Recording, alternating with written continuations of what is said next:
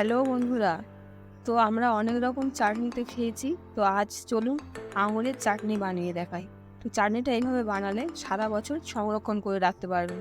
তো তার জন্য আমি 250 গ্রাম আঙুর খুব ভালোভাবে ধুয়ে শুকনো কাপড়ে মুছে একদম গা শুকনো করে নিয়েছি। আর ভাজার জন্য এই মশলাগুলো নিয়ে নিয়েছি: 5 ফোড়ন, 1 চামচ জিরে, ধনে আর মৌরি, 3টে শুকনো লঙ্কা।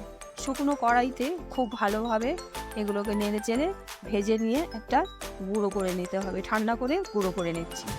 তো গুঁড়োটা খুব ডাস্ট না করলেও চলবে, এরকম করে নিলেই হবে। এবারে আঙুরগুলো আমি কড়াইয়ের মধ্যে দিয়ে অল্প করে সর্ষের তেল দিয়ে দিচ্ছি।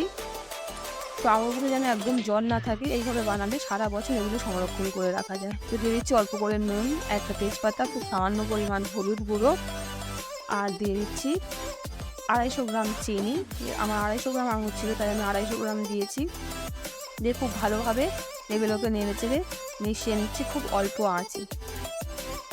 খুব অল্প আঁচে একটু ভেজে নেওয়ার পর এর মধ্যে আমি 2 চামচ ভিনিগার অ্যাড করে দিচ্ছি। দিয়ে খুব ভালোভাবে আবারও নেড়ে চেড়ে ভিনিগারটা এর সঙ্গে আমি মিশিয়ে দিচ্ছি। তো বন্ধুরা, আমরা আম, টমেটো, নানা রকম চাটনি আমরা খেয়েছি। এইভাবে অনুষ্ঠান বাড়িতেও নিজেরা বানিয়ে দেওয়া যায়, দারুণ লাগে খেতে। তো এর মধ্যে আমি কিছু কিশমিশ দিয়ে দিলাম।